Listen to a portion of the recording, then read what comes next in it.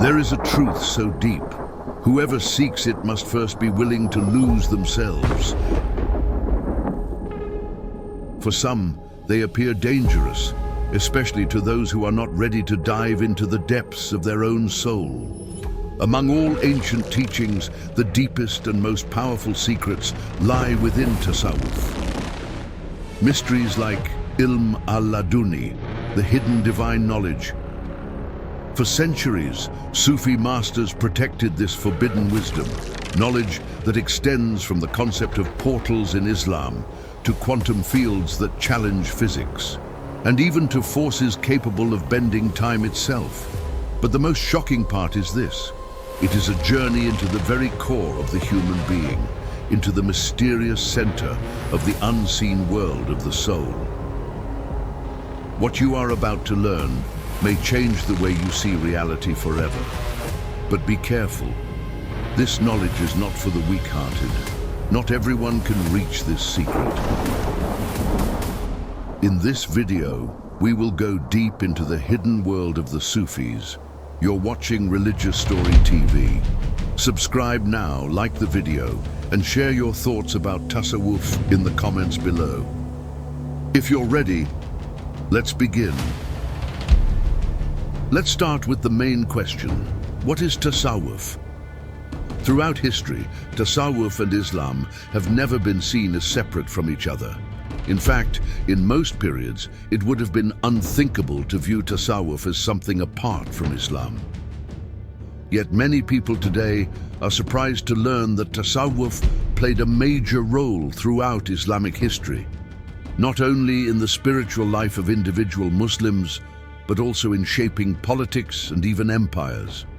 Even today, Tasawwuf continues to have influence in many parts of the world. It was, in essence, Islam itself. The Sufi tradition led to the formation of tariqas, lodges, and zawiyas, reaching vast numbers of people over the centuries. However, it is wrong to see Tasawwuf as a separate sect within Islam. Some people describe Sufism as a branch similar to Sunni or Shia, but this is not correct. In reality, most Sufis have always been Sunnis. Tasawwuf has often been misunderstood and misrepresented, both among Muslims and non-Muslims. Sometimes it was even seen as something dangerous. Many Sufi scholars were imprisoned or exiled for their beliefs. Although Tasawwuf is usually described as Islamic mysticism, it is actually a unique inner journey of the human being that aims to reach Allah. This path involves staying away from worldly pleasures for a while and disciplining the desires of the Nafs. Sufis eat only enough to survive, avoid even halal pleasures as much as possible, and control their physical and animal urges so that the soul can rise and take the lead. Through this, the Nafs becomes purified and the soul begins to take control. In the end, the person forgets himself completely. Nothing of self remains. He sees only his Lord everywhere, remembers him always, and seeks nothing else. He loves for him, looks for him, and lives for him. As mentioned in the Qudsi hadith found in Bukhari, I become his hearing with which he hears, his sight with which he sees, his hand with which he holds, and his foot with which he walks. If he asks from me, I will surely give him. If he seeks my protection, I will protect him. Whoever shows hostility to my friend, I declare war upon him. According to one theory, the word Sufi comes from Ashab al-Suffa, meaning the people of the bench. They were a group of student companions who lived in the shaded area next to the Prophet Muhammad's mosque in Medina. They owned little, stayed away from worldly possessions, and dedicated their lives completely to religion. Sufis have existed since the earliest days of Islam. They believe that Tasawwuf goes back to the time of Prophet Muhammad himself, who is seen by them as the first and greatest Sufi, the perfect example for everyone to follow.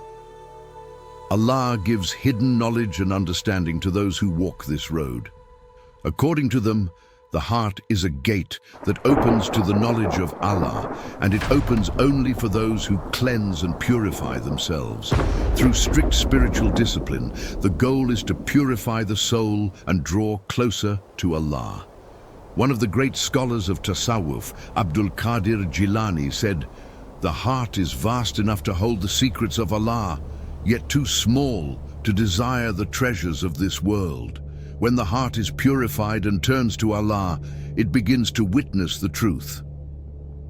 He also said, "As the heart becomes filled with the knowledge of Allah, it starts to perceive the hidden secrets that cannot be seen by worldly eyes." Sufis were not just mystics or poets. They were explorers of the unseen realms, spiritual scientists of the soul. What we know is this: Sufis saw the universe as a great illusion, only the shadow of a much deeper reality. For them, true knowledge was not found in books, but within the self. Those who dared to go beyond the surface could uncover the greatest secrets of existence. So how did they obtain this knowledge, and why was much of it hidden from the world? Let's look deeper into the mysterious origins of the Sufis and the secrets they guarded. Sufis believed in the power of voice and breath, but this was not just any sound. It was the sacred repetition known as Dhikr. These words, repeated thousands of times, were believed to create vibrations that could change reality itself. Even modern science has begun to uncover the truth behind this ancient practice. Studies show that sound frequencies can synchronize brainwaves, heal the body, and even affect matter at the quantum level. But Sufis had taken this knowledge much further. They discovered that Dhikr could open gates to other dimensions, bend time, and allow instant travel across great distances. These events were called Karamat in Arabic, special occurrences that ordinary people could not perceive or even believe. However, Sufis did not seek these gifts for power or fame. They lived with deep love for Allah, detaching their hearts from the material world. In return, such gifts were granted to them by Allah Himself. One famous story tells of a Sufi master who healed a dying man instantly through Dhikr. Another story describes a group of Sufis performing Dhikr together and lifting a massive stone into the air. To truly understand the Sufis, we must first explore their deep connection with Islam. Tasawwuf is often described as the spiritual heart of Islam, the path of inner awakening, divine love, and unity with the Creator. These people tried to live according to the teachings of Prophet Muhammad sallallahu alaihi wasallam through humility, worship, and constant remembrance of Allah.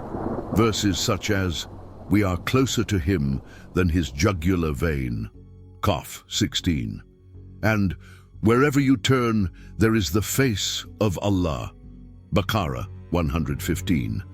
Sufis also drew inspiration from the life of Prophet Muhammad sallallahu alaihi wasallam.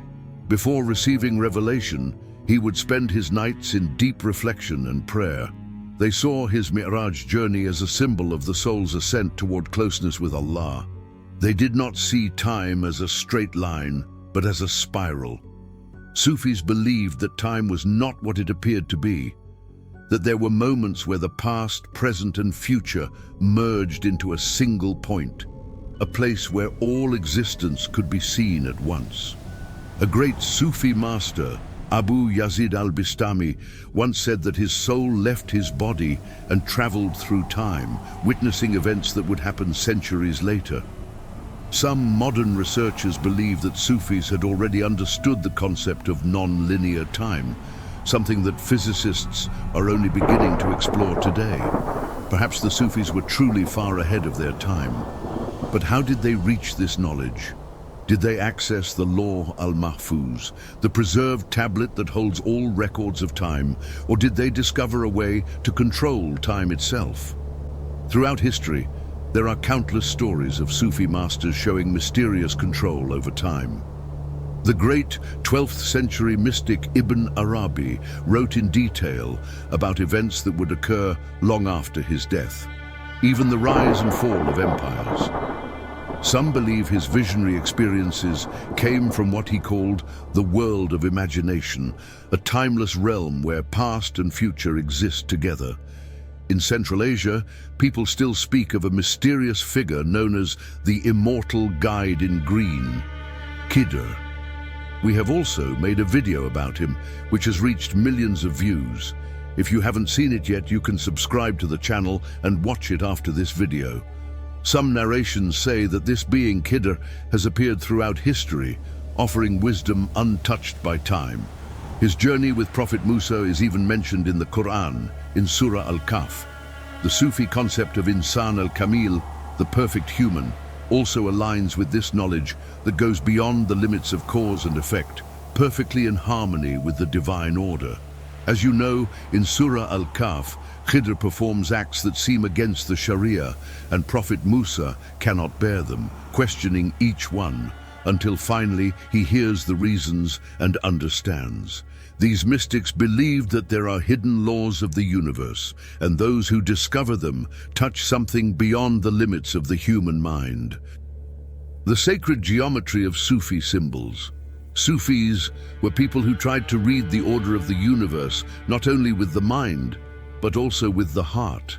To them, every line, every shape, and every movement carried a hidden sign reflecting the oneness of Allah. The complex patterns seen in Sufi art were not mere decorations, they were secret designs revealing the deep mysteries of existence. Patterns such as the flower of life, star of unity, and infinite mosaics were often seen in Sufi architecture, symbolizing the divine order that runs through all creation. The proportions and symmetry used in Sufi art point to the perfect balance of the universe. What we call today the golden ratio or divine proportion matches the same universal order that modern science now observes in galaxies, plants, and even the structure of DNA. Sufis may have understood these cosmic laws intuitively centuries ago. Ibn Arabi referred to this mystery in his concept of Ihsan al-Kamil, the perfect human. He taught that the human being is a summary of the entire universe, a mirror reflecting the divine names of Allah. At the center of existence lies a point where time, space, and matter unite. Modern physics calls this point a singularity.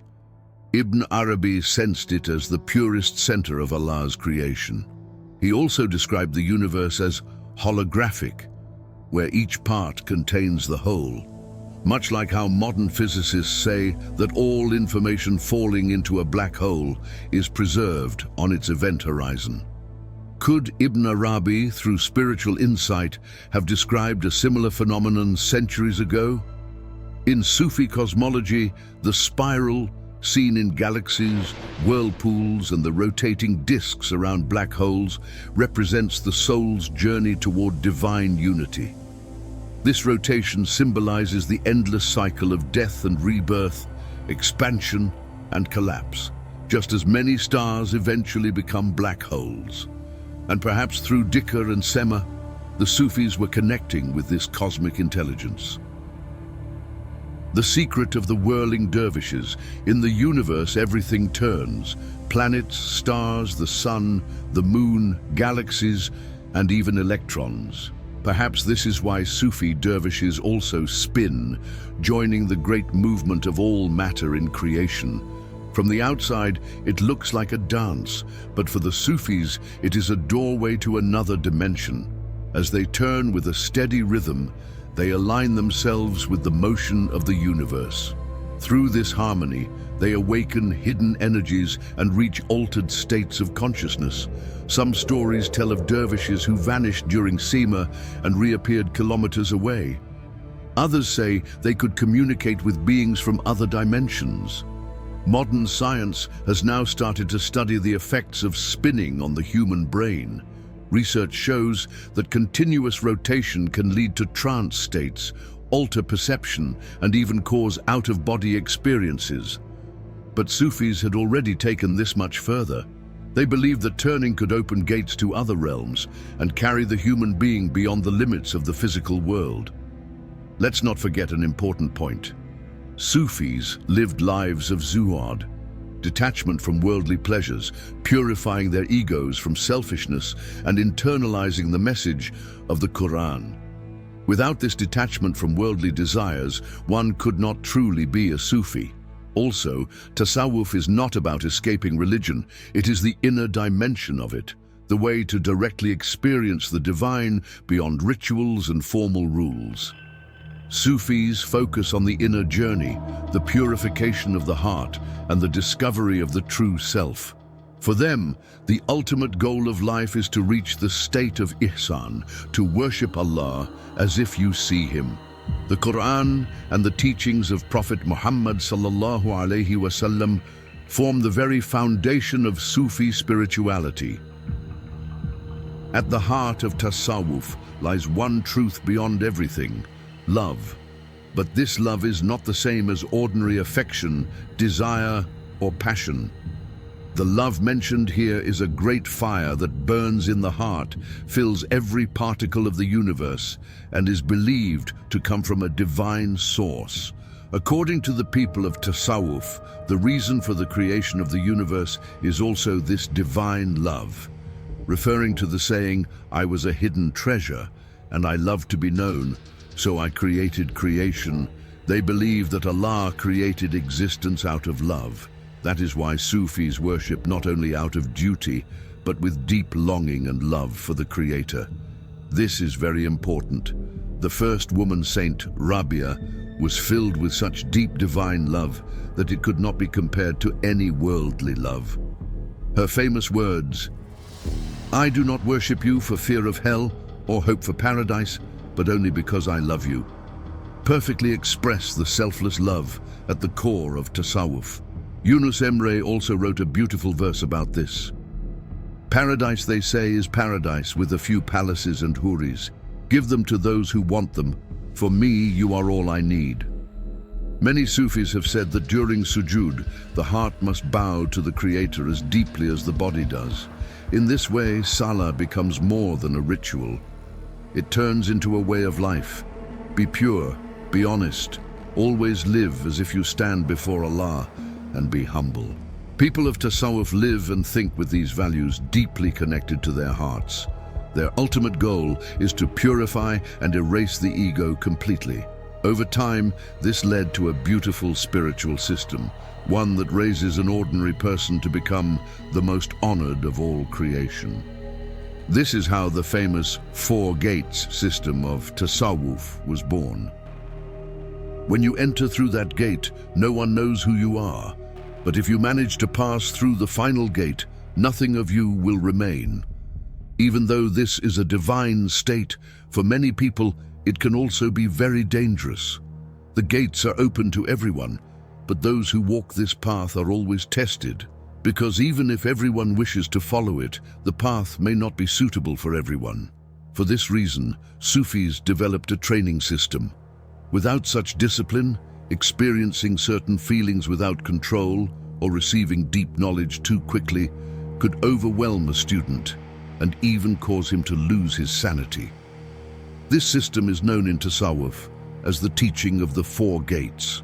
Its full name is the 4 Gates and 40 Stations. These are 4 main stages: Sharia, Tariqa, Marifa, and Haqiqa. Sharia is the first gate of the Sufi journey. It represents the level where a person practices outward worship and pays attention to religious and moral rules. Here, the goal is to learn and follow the rules that keep one's life in order. It is the stage that separates a person who is ignorant and unaware from the animal state and helps him take his first step on the path of humanity. Prayers like Salah, fasting, zakah, rules of halal and haram, social conduct, and moral values all belong to this stage. At this level, a person learns self-discipline, controls the base desires of the Nafs, and builds a solid foundation. In the gate of Sharia, one is expected to soften the ego and develop virtues such as patience and honesty. It is believed that without external order, inner order cannot be achieved. As Mevlana said, Sharia brings light to the minds of the wise and enlightens their hearts, But to reach the truth is to place that light within the heart. As a person passes through this gate, they learn to discipline their desires and daily worries. This is very important because remember, the goal of this path is to understand and internalize the truth. If you cannot follow these basic disciplines at the very beginning, it will be impossible to reach the later stages.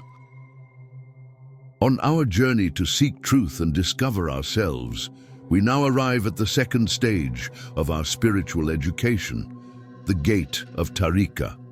The word Tariq means path. At this stage, a person follows inner discipline under the guidance of a teacher or murshid. Through practices such as Dhikr, remembrance, sohbet, spiritual conversation and muraqabah, deep contemplation and observation, the veils over the heart begin to lift. The human brain is like a muscle, and shallow routines kill that muscle. The gate of Tariqa pushes you to question, explore, and reflect so that you can understand the Creator better. It opens your mind, and that's essential because what comes next requires open thinking. When a person learns scientifically, he also grows spiritually, because knowledge, ilm, is actually the system that the Creator used to establish the order of existence. If you understand that system and its secrets, then you begin to understand the Creator himself. And in this path, every seeker had a guide, a murshid. This is a very delicate point. In Tasawwuf, it is said, "He who has no guide, his guide is shaitan."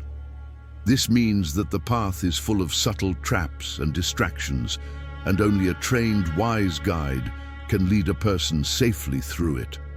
One of the most important methods taught in many tariqas is the Dhikr of the heart and breath control techniques, which calm the mind and the heart.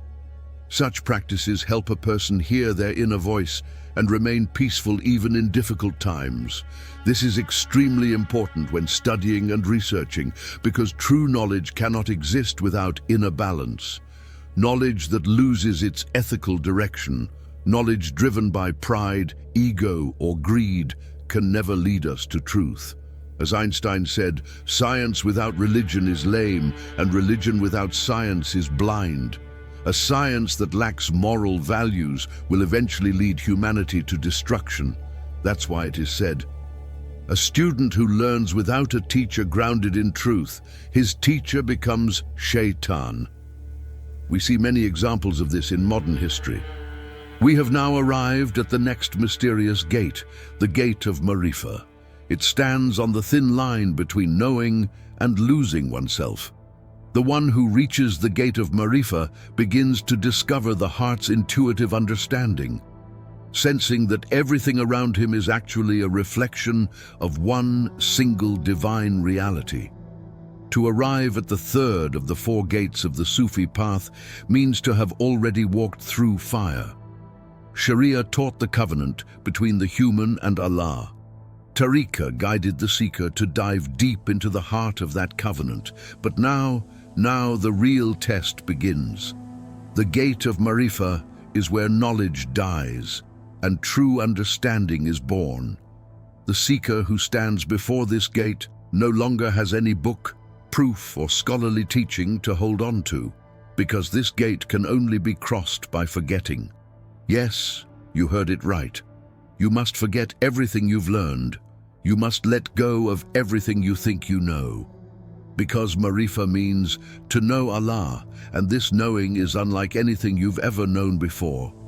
At this stage, the teachers of the path say to you, "From now on, you will not speak through knowledge, you will speak through state." What does this mean? A child learns about fire by reading about it in a book, but the moment he touches it with his finger, he truly understands what fire is. That is Marifa, knowing Allah, not through words, but through every cell of your being. One night in a Sufi lodge, an old sheikh sat with his young disciple. The disciple asked, "Master, what is Marifa?" After a long silence, the sheikh took a sip of his tea and said, "I am drinking this tea. I feel its warmth. I taste its flavor. Now, Can you describe this warmth to me with words so well that I would feel it as if I were drinking it myself?" The disciple stayed silent. He could not. The Sheikh continued, "My son, that is Marifa. To know Allah is to experience Him. You cannot describe it, you can only taste it. The seeker who enters the gate of Marifa begins to see the world differently. He sees the ocean in a single drop. He sees all the seasons within a single leaf. In a brief moment, when a bird sings, he hears its praise of Allah. Because now, it is not his eyes that see, it is his heart. As Maulana Rumi said, the truth is not what the eyes see, but what the heart understands. Some scholars describe this stage by saying, Marifa is to know the true essence of things, meaning, when you look at a tree, you do not just see a tree, you see the reflection of the divine within it. The danger of the gate of Marifa, the abyss of illusion. But beware, throughout history, many seekers have lost their way at this gate. Here lies one of the greatest dangers on the path of Tariqa, illusion. They think they have reached Marifa, but in truth, they have fallen into the trap of their own ego. This is the first and greatest danger of the gate of Marifa, when the self begins to claim ownership even over divine knowledge. The divine force that sustains everything. The gate of Marifa is so beautiful, so radiant, that some seekers choose to stop there.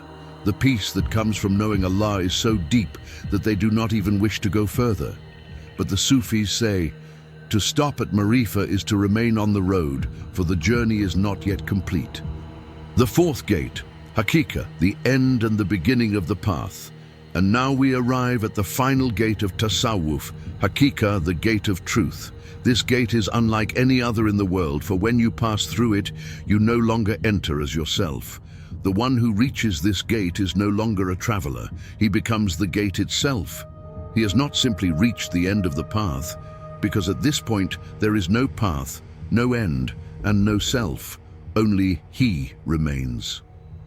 The gate of Haqiqa contains two great spiritual states, Fana fi Allah, annihilation in Allah, and Baqa bi Allah, existence through Allah. Fana fi Allah, the last breath of the self. Fana fi Allah means the complete surrender and disappearance of one's ego and self. It is the state where the word I is erased entirely, and only Allah remains.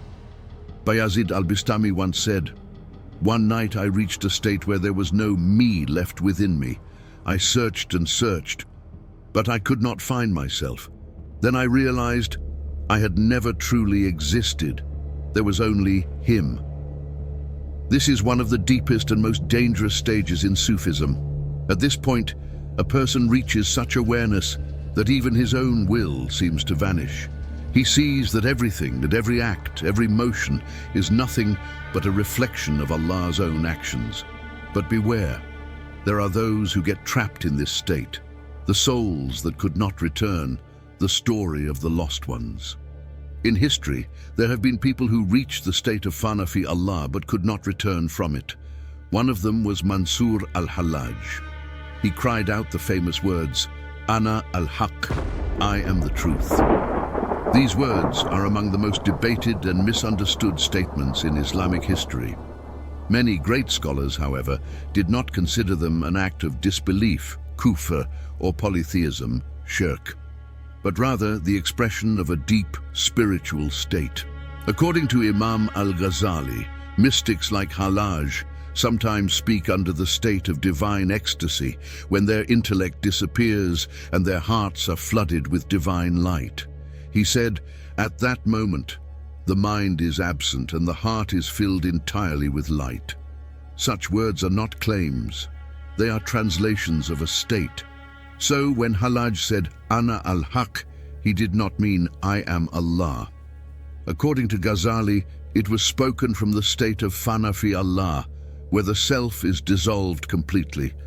Ibn Arabi regarded Hallaj as one of the great saints, Awliya. He explained the phrase "Ana al-Haq" as meaning, "the truth manifests through me." He said, It was spoken by the tongue of the truth, not by the tongue of al-Hallaj. In that moment, Hallaj's self had completely disappeared. Only the presence of Allah remained.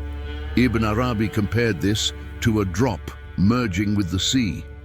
If you ask the drop, "Are you the sea?" it answers, "Yes," for nothing else remains of it. Rumi also did not judge Hallaj, but sought to understand him. In the Mathnawi he wrote, "Hallaj's words, Ana al-Haq, were spoken in the intoxication of divine love." In that moment, his own being had vanished. How could he lie when he no longer existed? Rumi described this state as the melting of a candle in the flame. If the candle says, "I am fire," would it be lying? There is nothing of the candle left anymore. Imam Rabbani spoke of Hallaj with respect, but explained his words as the result of spiritual intoxication. In his Maktubat, he wrote, "That statement was made in the state of annihilation, Fana. But this state is temporary. One who reaches Baqa would never utter it." According to Imam Rabbani, Hallaj had lost his self, but had not yet reached perfect balance. True completion, he said, is not to say Ana al-Haq, but rather Huwa al-Haq. He is the truth. In short, Hallaj's words were not spoken in the state of reason, but in the state of divine love. Those who saw only the outer meaning, such as the jurists of his time, judged him as a disbeliever, and he was executed for what they thought was blasphemy. When the people heard his cry, they rose up in anger, shouting, "He is claiming to be God!" And so they condemned him to death. Such souls, lost in the state of Fana, seem cut off from the world. They can no longer speak or be understood. It is as if they are lost inside a dream. Some are believed to have gone mad. Others remain in an eternal state of divine intoxication. The Sufis call this remaining in sukha, being trapped in spiritual intoxication, unable to awaken. Baqa bi Allah, union and the completion of the cycle. But the journey does not end here. The true secret of Haqiqa comes after Fana fi Allah, and that is Baqa bi Allah. Baqa bi Allah means returning to the world after having been annihilated in Allah. But this return is not the same as before, because now you are no longer you. You have become a mirror of Him. Everything you hold belongs to Him. Every word you speak is His word. Every step you take is by His permission. Maulana Rumi expressed it beautifully. Disappear so that you may exist. Become soil so that the rose may bloom. The one who reaches Baqa bi Allah becomes the Ihsan al-Kamil, the perfect human. This person has reached the purpose of creation and understood the secret of existence. The Prophet Muhammad sallallahu alaihi wasallam said, "Whoever knows his self knows his Lord." This saying perfectly describes the state of Baqa bi Allah, because when a person truly knows himself, he finds nothing there except Allah. The secret of Baqa bi Allah, returning, but never the same. A Sufi who reaches Baqa bi Allah may look like an ordinary person from the outside. He goes to the market, buys food, plays with his children and speaks with people, but inside everything has changed. His hand moves, but it is Allah who acts through it. His tongue speaks, but it is Allah who inspires it. His heart loves, but it is Allah who loves through it. There is a famous story. One day, Rabia al-Adawiyya walked through the streets holding a torch in one hand and a bucket of water in the other. People asked her, "Rabia, what are you doing?" She replied, "I am going to burn paradise and extinguish hell, so that people may worship Allah not out of fear or desire, but purely out of love." That is Baqa bi Allah. At this stage, there are no expectations, no fears, and no self. Only pure, sincere servitude remains. Yunus Emre said, "True knowledge is to know yourself." If you do not know yourself, what is the point of all your learning? The gate of truth is not truly an end. It is a beginning. Because here, for the first time, a person truly begins to live. All previous states seem like dreams, like sleep, but with Baqa bi Allah, the real awakening happens. And in that moment, the seeker understands, I had never existed. There was only him. And now, there is still only him. But this time, I exist with him. I disappeared so that I could exist. I forgot so that I could remember. I died so that I could live. The path never really ends, because in truth it never began. There has always been only Allah, and there will always be only Him. We are but a drop, a breath, a blink within His endless ocean. And perhaps the greatest truth of all is this: the goal is not to find, but to lose yourself. Now let's meet some of the greatest masters of Tasawwuf, those whose secrets shape the path for generations of seekers. Let us continue our journey through the world of Sufism with Bayazid al-Bistami. Bayazid al-Bistami. Among the Sufi masters, few are as respected and mysterious as Bayazid al-Bistami, known as the Sultan of Mystics. His life was filled with extraordinary and inexplicable events. He was born in the 9th century in what is now Iran, and is believed to have reached one of the highest levels of spiritual enlightenment. In his youth, he was an ordinary student, studying jurisprudence, fiqh, and memorizing hadiths in the madrasa. But something deep inside him began to stir. The answers found in books no longer satisfied the questions in his heart. One night, he saw Prophet Muhammad sallallahu alaihi wasallam in a dream. The Prophet said to him, "Yazid, if you love me, then love my servants first." That dream changed his entire life. The next morning, Bayazid closed his books and went out into the streets, serving the poor, visiting the sick, and helping those in need. But even that was not enough, because now he wanted to know Allah not through words, but through experience. So Bayazid made a decision. He withdrew into seclusion. For 40 years, he lived away from people, in mountains, caves, and remote places. Sometimes he would go days without food, sometimes months without speaking. His life became nothing but dhikr, contemplation, and search. One day, a disciple asked him, "Master, all this solitude and silence, is it really worth it?" Bayazid smiled and said, "My son, if you want to find a precious jewel, would you search for it in the noise of the market or in the quiet depths of a mine?" After those 40 years, Bayazid reached a state where nothing of himself remained. He entered what the Sufis call Fana fi Allah, the state where the self dissolves completely and only Allah remains. Bayazid was among the first Sufis in history to experience this deeply, but reaching that point was not easy. He spent years in loneliness, fasting, and reflection, pushing the limits of human endurance in pursuit of divine knowledge. Bayazid's fame, however, comes not only from his ascetic life, but also from his shathiyat, spontaneous, ecstatic utterances spoken during moments of divine intoxication. These are words said in states of wajd, spiritual ecstasy, often beyond reason and sometimes appearing to challenge the limits of Sharia. We cannot share those sayings here. They were once included in the video, but had to be removed. Those who wish to read them can find them in his writings. Bayazid carried one of the greatest secrets of Tasawwuf. Once a person reaches the state of Fana fi Allah, they can never again be the same. Junayd al-Baghdadi, the Sultan of the Sufis. Born in Baghdad toward the end of the 9th century, Junayd ibn Muhammad is remembered as one of the greatest figures in Sufi history. He was given the title Sayyid al-Taifa, the master of the Sufi order.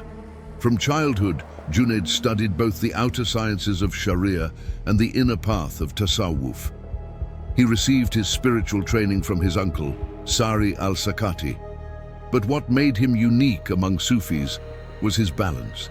He founded what became known as sober Sufism, a form of mysticism grounded in reason, awareness, and adherence to Sharia. Junayd used to say, "He who does not know Sharia cannot enter Tasawwuf." Tasawwuf without Sharia is a building without a foundation. It will collapse with the first storm. One of Junayd's students was Mansur al-Hallaj. But Hallaj was impatient. He could not keep his inner state hidden. Junayd repeatedly warned him, "Mansur, do not reveal what is within you. Do not unveil the secret. Wait. Mature." But Hallaj did not listen. He went out and declared, "Ana al-Haq." Years later, when Hallaj was executed, Junayd wept and said, "It was I who killed Hallaj because I could not teach him patience."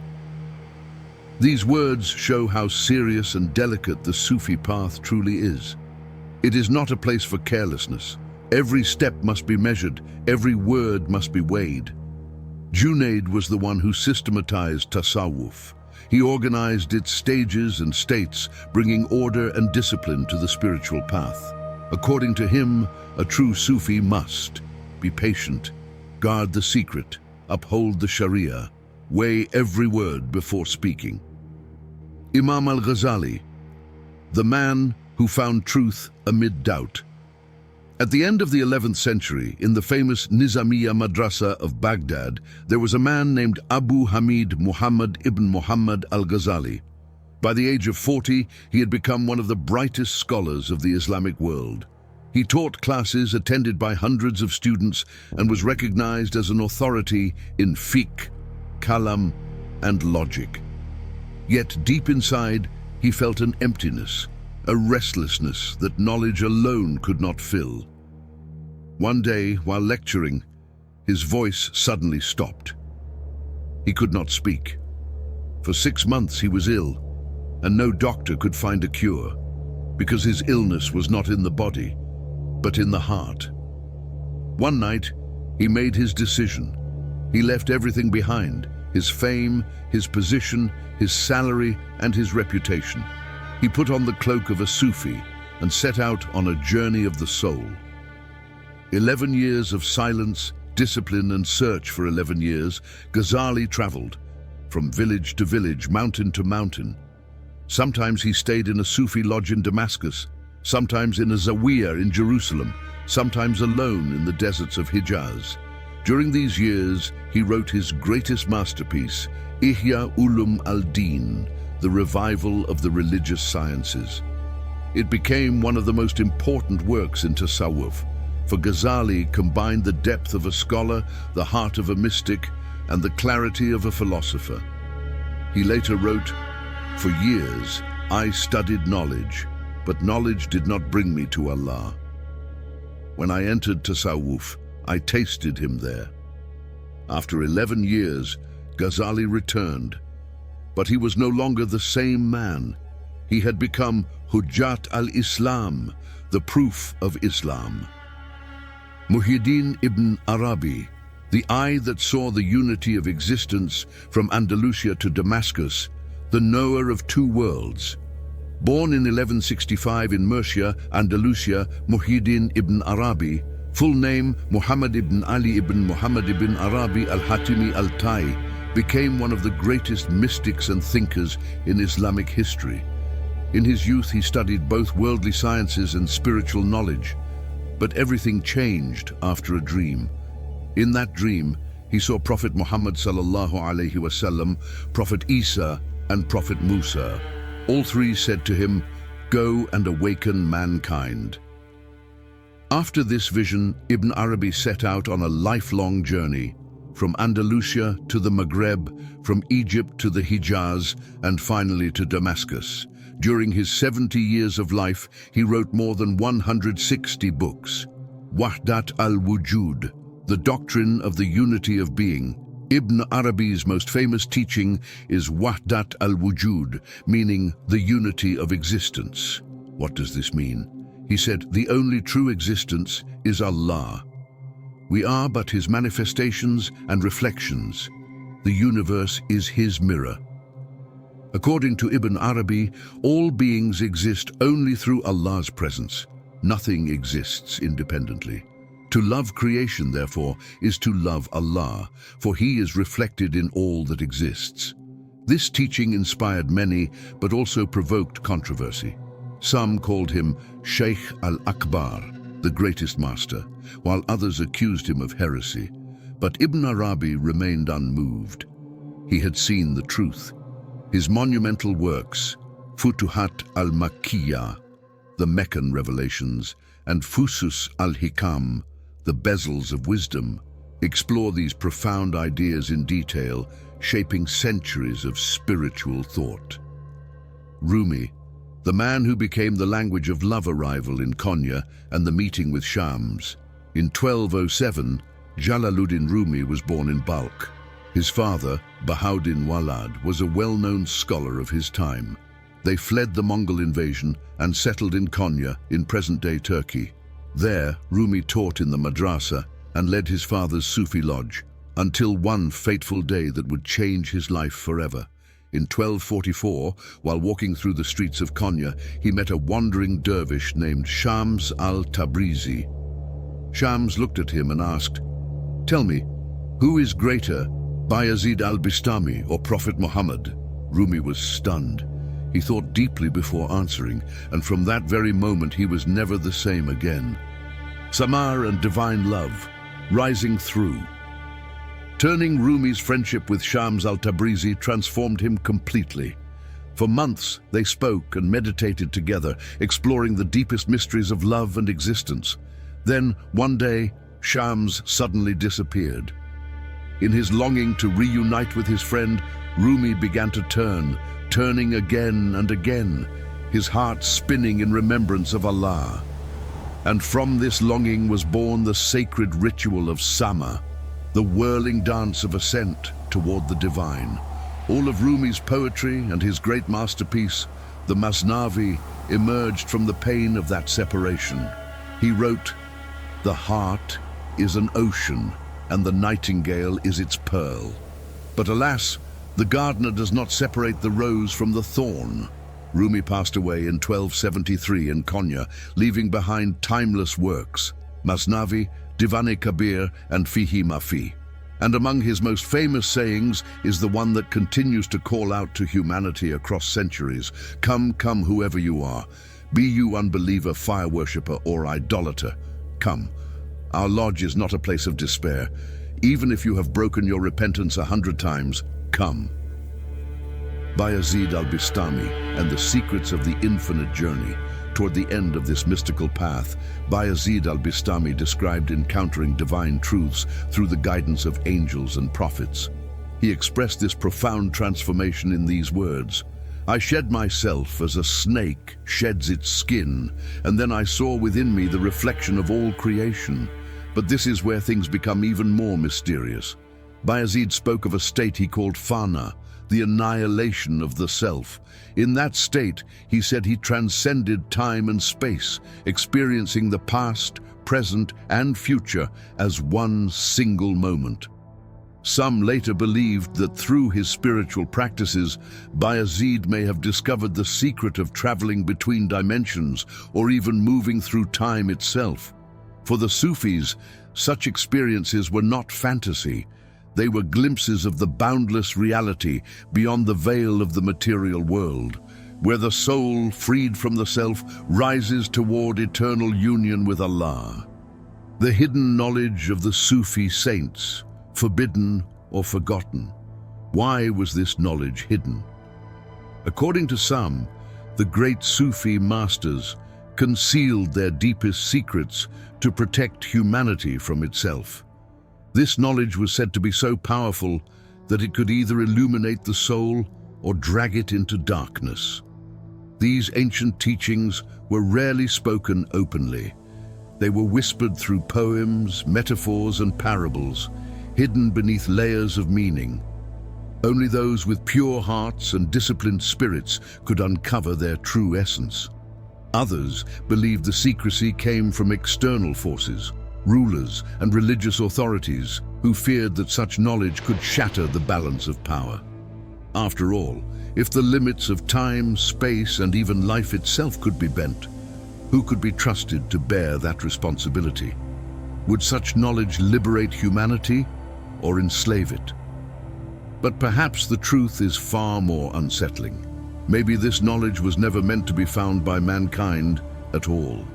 The Sufis often spoke of hijab, the veil, the barrier that separates our world from the absolute reality. Beyond that veil lies a truth so vast, so overwhelming, that the human mind cannot comprehend it on its own. Only a soul purified and matured through years, perhaps lifetimes, of spiritual refinement could cross that threshold safely. And what lies beyond that veil?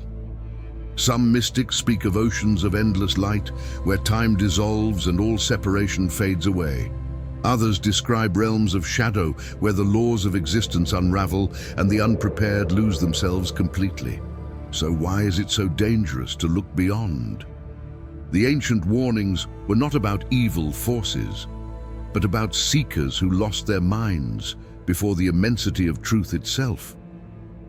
But according to some, those seekers did not fall into madness because of dark forces. They were overwhelmed by the sheer vastness of the truth they had witnessed. It was as if they had looked into an infinite cosmic mirror and could no longer recognize their own reflection. What if this hidden knowledge was not a gift, but a test? A key given not to unlock the secrets of the universe, but to reveal who we truly are, and whether we are ready for the responsibility that such knowledge brings. What would happen if we tore the veil too soon? Would we awaken something that humanity is not yet evolved enough to understand or control? Some say that modern science and technology have now brought us to the same threshold that the Sufis guarded for centuries. But the question remains, are we ready to cross it? We have uncovered the possibility of an ancient wisdom, one that has been hidden and protected through the ages. Yet this is not the end, it is only the beginning. We have walked through the mystical paths of the Sufi saints, glimpsed the secrets they protected, the hidden dimensions, the unseen powers, and the unity that binds all existence. But this is not just an old story, it is a living legacy. The veils they spoke of still surround us. The gates they opened still stand, waiting for those who dare to enter. And now, we stand right at that threshold. The same questions they once asked still echo today. Who are we? What is reality? And what happens when we face truths we are not yet ready to see? Perhaps that is why you have come here. Perhaps you too have felt the calling. This journey is not over. In fact, and it is just beginning.